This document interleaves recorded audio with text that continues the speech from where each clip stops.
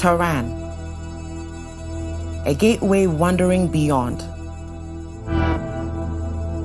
Directed and produced by Khamoosh.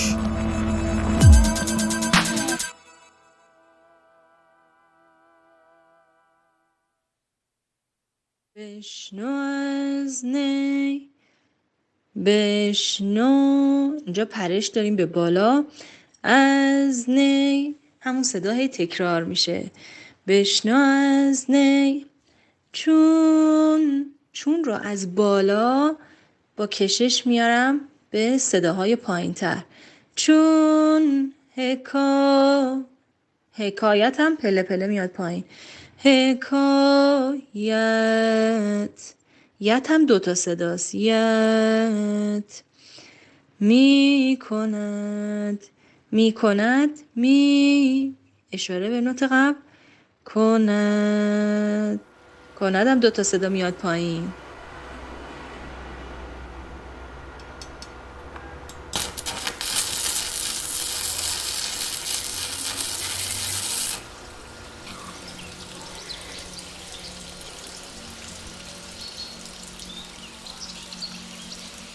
Since childhood, art has been a reminder of life, especially during the hardest times when life felt constrained for me and those around me.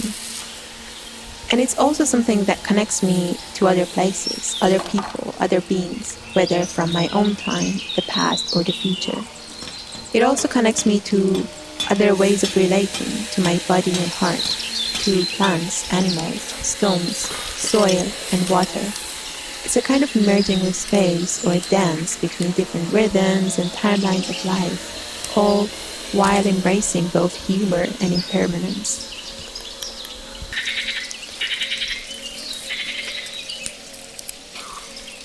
ببینید آدم وقتی که تو جامعه هست، وقتی دور و برش خیلی شلوغه، وقتی دور و برش خیلی به اصطلاح به هم ریخته است. الان جامعه‌ای که ما داریم جامعه‌ای که رفت و آمده به نوعی افراد وقتی میشینید کنارشون همش از میخوام ماشین فلان، خونه فلان، اینا این بعدای You see, when you're out in society, when there is a lot going on around you, when everything is kind of chaotic.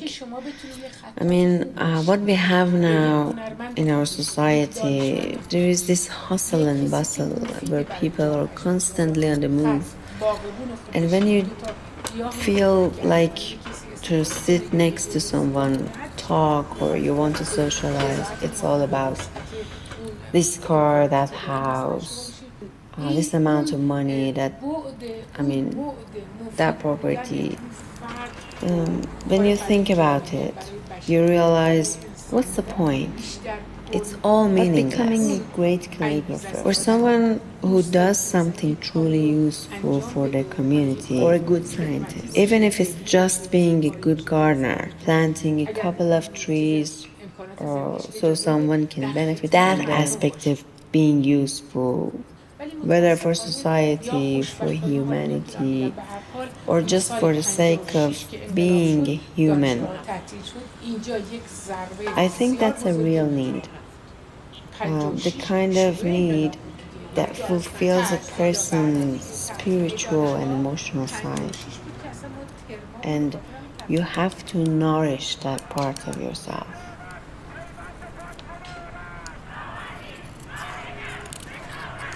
When do you seek refuge in literature and when in painting? When and where do you desire both at the same time? What drives you to pick up a pen, pencil, book, notebook, paper, or blank sheets? I don't know whether to say fortunately or unfortunately, but anyway, when the revolution started brewing in 1977, universities were almost shut down. That was a huge blow. 77 was basically the beginning of the revolution. And that's when universities started closing. Classes weren't held, midterms weren't conducted. We were forced into a new reality. Different questions emerged. What will happen to the future of the country?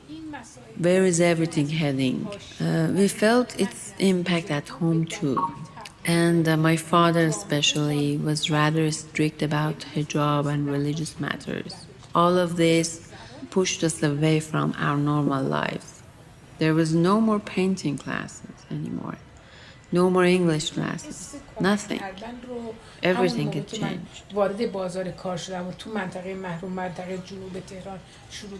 When the revolution replaced the previous ways of thinking, our society shifted from one focused on competition for expensive clothes or cars or houses to a different mindset. After the revolution, these competitions largely disappeared, and a greater sense of unity emerged among the people. The spirit of helping each other was evident during the revolution. People would assist one another on the streets, everywhere. If someone didn't have oil, others would bring it to them. Or if someone lacked transportation, they would give them a ride and take them where they needed to go. This sense of responsibility drove me to want to help others, particularly in the unprivileged areas. In 1980, when universities were still closed, I decided to go to Sistan and Balochistan and serve there. I went, but for family reasons, I had to return after a month. My parents no longer allowed me.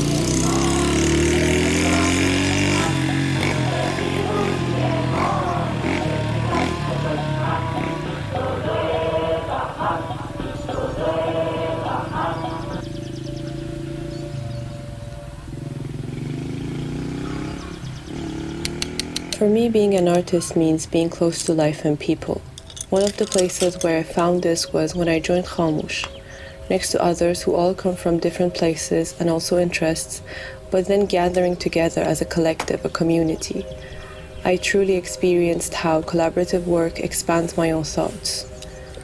I also think being an artist is linked to both my local habitat and identity and as something universal, like a common language that can reach from the simplest to the most complex and yet unknown.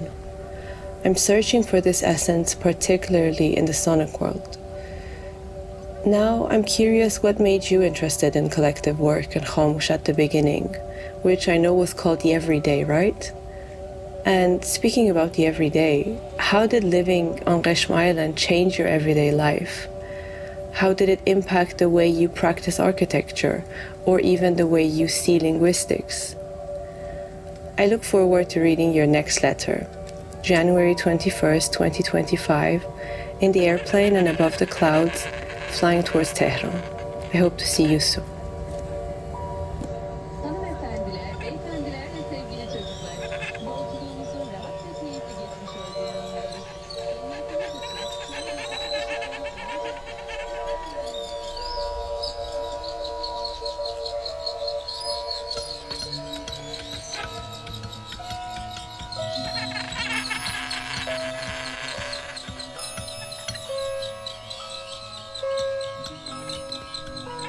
I thought how wonderful it would be to be an artist and to live like one.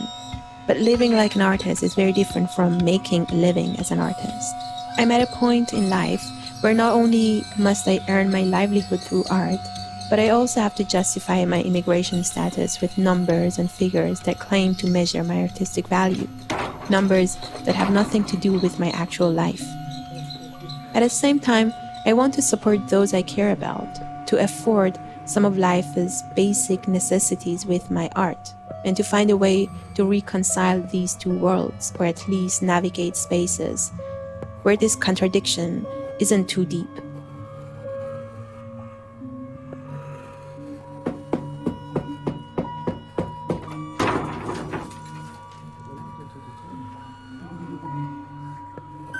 Maybe that's why Khamoosh has become so important to me.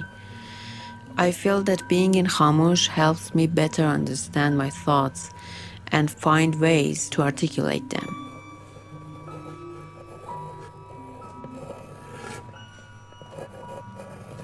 Writing in Persian calligraphy, with all its rules and structures, is a lot like linguistics.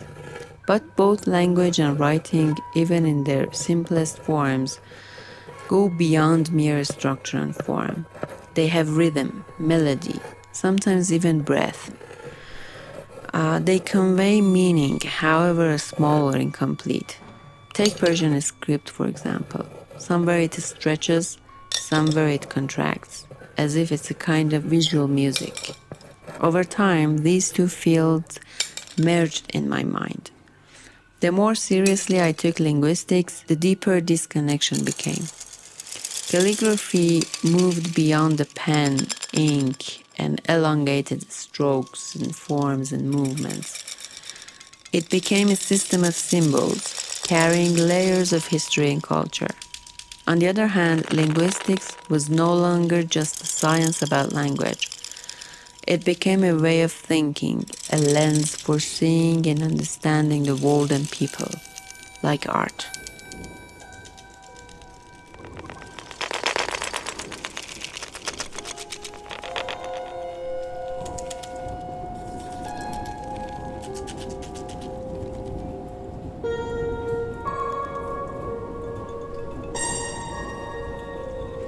My first attempts to express my emotions in a meaningful way were through writing poetry. It all started back in middle school and high school. The atmosphere at home was, before anything else, deeply infused with poetry, and writing remains one of my sanctuaries. After poetry came music. I had loved music since childhood and was always drawn to instruments. In 2007, I attended my first central class, and that's where my music story began. Now, I mostly focus on research. There isn't much time left for playing instruments or practicing. I don't go to player reading sessions anymore, nor do I follow up art projects. There's just no time. I need to earn more, work more. Sadly, as you know, life's realities sometimes don't let you be adventurous. At some point, the cost of adventure just gets too high. Still, my dream is to one day compose a song that can actually be recognized, and it's that sense. Maybe art feels a bit more authentic to me than research. Just a little. Just a little.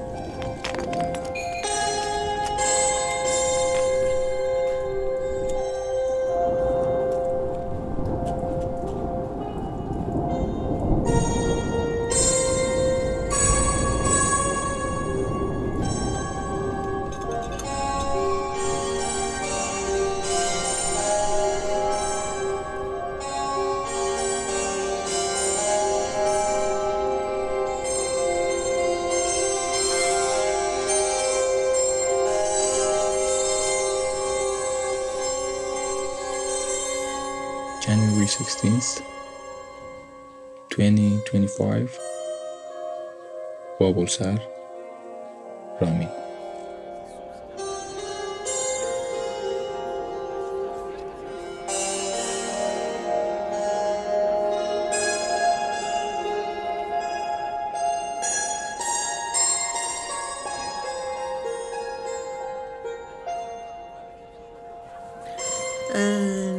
من شیرین معاصر هستم 61 سالمه My name is Shirin Moaser. I'm 61 years old. I'm a miniaturist, meaning negargar, a term used today and maybe even by older generations. But I think I just call it painting, Iranian painting. I'm also a textile designer. It was my job. It was how I made a living. But actually, I started painting seriously when I went to France, when I started studying. By then, the revolution had happened and Iran's universities were closed. Some things were also becoming dangerous. I didn't want to leave Iran, but my parents decided that I should leave, against my will. یه موقع انقلاب شده بود، دانشگاه ایران تعطیل شده بود. Over there in Beaux-Arts, I had to work like them. The professors told me to practice like them because they didn't believe in it. They didn't even acknowledge Persian painting as real painting. Yeah. They would say things like, you don't even have visual arts. And I'd say, we have so much architecture, we have miniature, we have carpets, and it made me somehow sad. The professors didn't know anything about our culture, and the way they categorized art was so different. For them, miniature painting was just book art.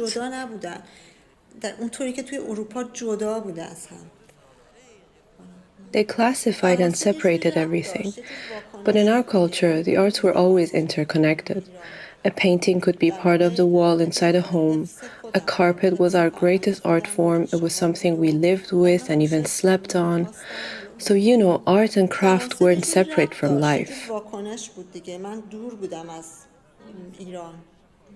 در واقع یه جور حفظ خودم بود، حفظ فرهنگ خودم و ریشه هام بود. و بعد یه تحریر داره، یار، 2 صدا میرن بالا، یا، بعد برمیگردم روی پایینی، بعد یه پله میبرمش بالا، داد، آه، اینجا میگم دادای، آی، دارارام.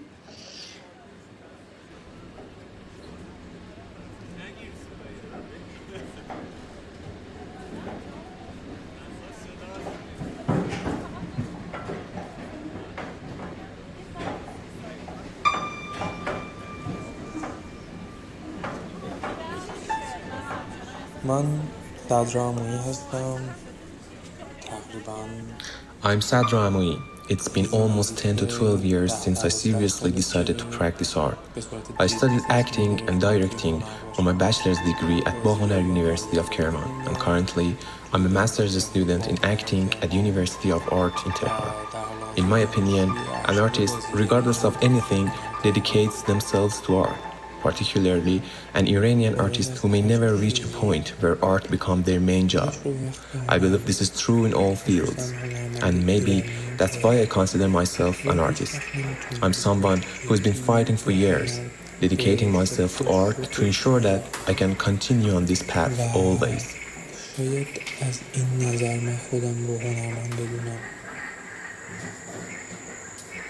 The reality is that to be acknowledged, especially in theater, you must at some point be in Tehran. As an artist living in northern Iran, I'm unwilling to give up the wonderful weather, nature, tranquility, and that good feeling the flowers, plants and trees in exchange for living in a polluted city like Tehran. Yet, you're forced to go to Tehran to work in theater or cinema. This terrible centralization continues to grow year by year. I've always tried to continue creating art in any way possible. For example, even when I am in North and not in Tehran for any reason, I observe what is around me, what artistic material I can work with. Despite all the difficulties that exist, I hope I can still survive. For me, one of the most attractive aspects of working in art is continuing it in this land.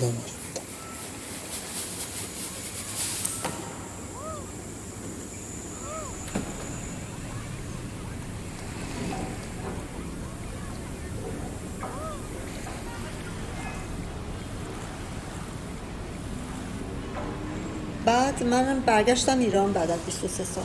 برگشتم ایران، نه که حالا اونجا بهم خوش نمی‌گذشت. میگم فرانسه رو خیلی دوست داشتم، کارم هم خیلی دوست داشتم. حالا با بالا پاییناش و دیگه آدم با هر شرکتی کار می‌کنه. One day I sat down and asked myself, what am I really doing? Sure, I was enjoying myself with my job, but I felt like I had nothing left to prove to myself. Overall, it took me about 3 to 4 years to contemplate this thought again and again, and gradually it was becoming real. So it took a while for me to turn it into a reality. Not getting into the details, the decision became serious and I came back. But in Iran, in Tehran, I have this love-hate relationship with the city. I almost run away from the Tehran of today, except for a few special places. I enjoy visiting restored old houses and my old neighborhood in downtown Tehran. That's where I feel like being in Tehran. Most of the city doesn't feel like home anymore. When I paint, I feel at home again, but it has nothing to do with Tehran. Maybe in a way this is also a reaction, an escape from the city.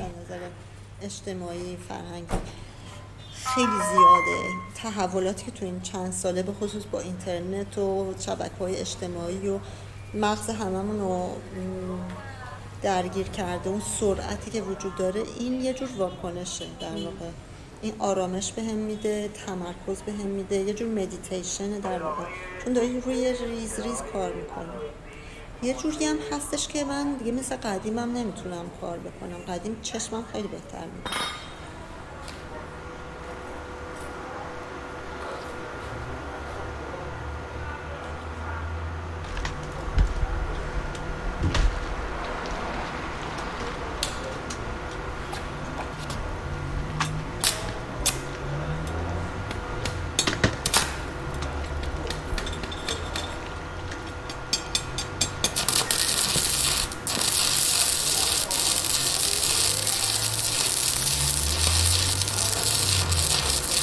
What is there in your architecture that isn't strictly architecture, but without it your work would be incomplete?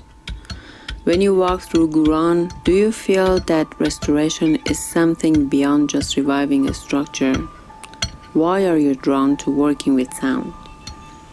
Sometimes I imagine that when you are engaged in architecture and restoration, you listen to the sounds of walls, the language of materials and textures, and the story a building carries within itself, as if it's a text that needs to be read and rewritten. Has it ever felt like that to you?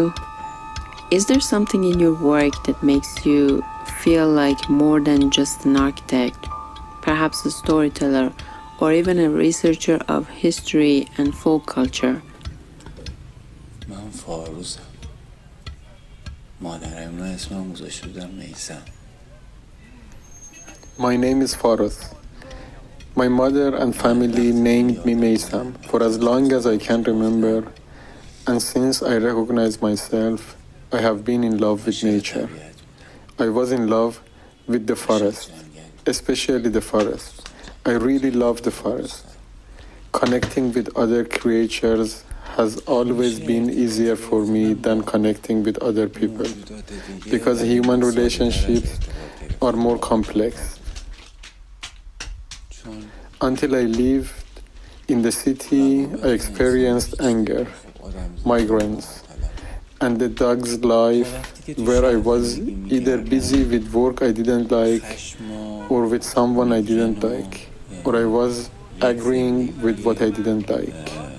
سگی که یا مشغول کار بودم، کاری که دوست ندارم، یا کنار کسی بودم که دوست نداشتم، یا داشتم حرفایی رو تایید میکردم که دوست نداشتم. چند سالیه سوپر ادوبی یا همون ابرخشت، سازه های خاکی که Now I have been making super adobe or earth-tag soil structures, which I think are being built in many places in Iran now.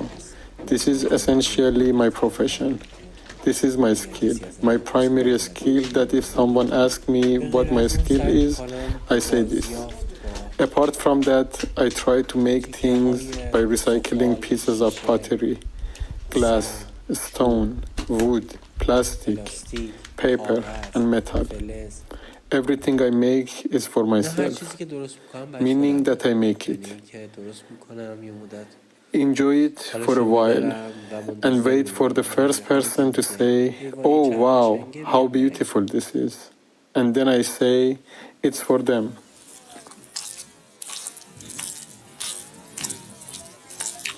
Currently, I'm in Hormuz, engaged in exactly these same subjects. I am also involved in designing a green township.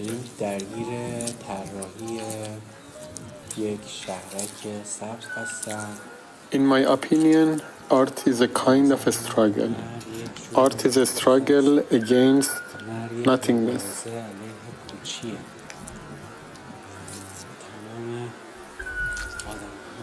All people who are artists and create art in their artwork, there are usually signs of love, pain, of loneliness, or things.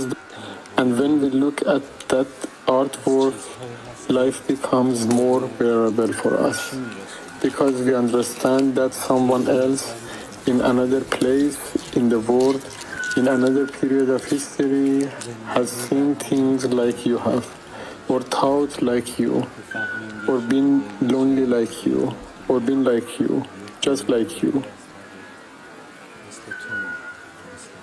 I have created a playground for myself.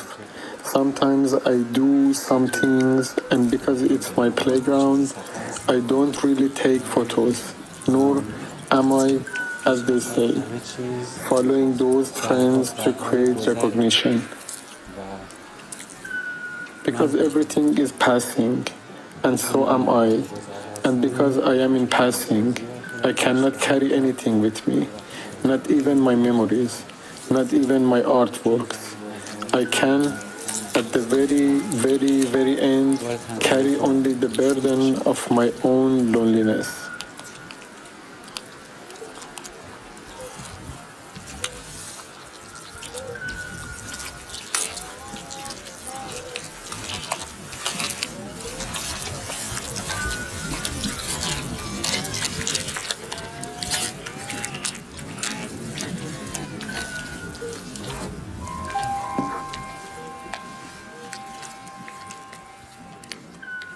I turn to color, form and line. Sometimes letter on paper become a sound that instead of being heard must be seen. Sometimes just the movement of my hand on the page, even without words carrying meaning, suits me.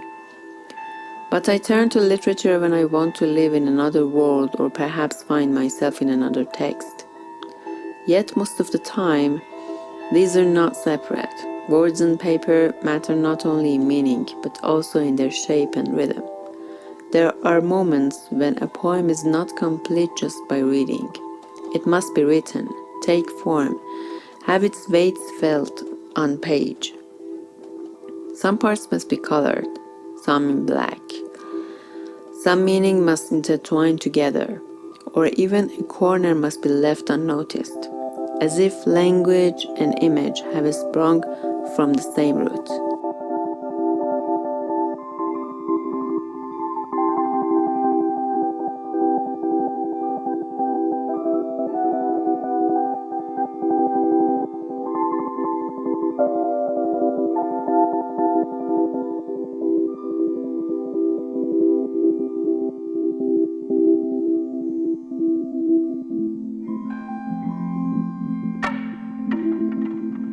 And if there is no name attached to the artist, it is not because they have been forgotten by time, but because in this form of art, the artist is not what matters.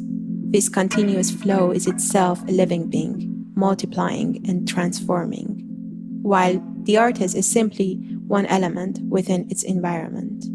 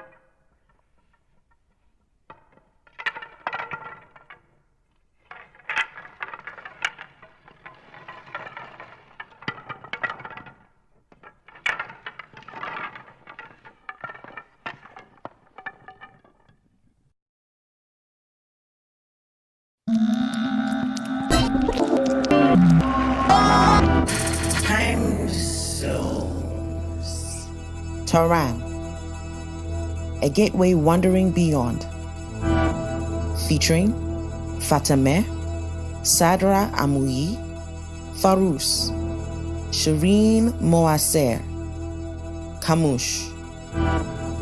Directed and produced by Khamoosh. Produced by Norient.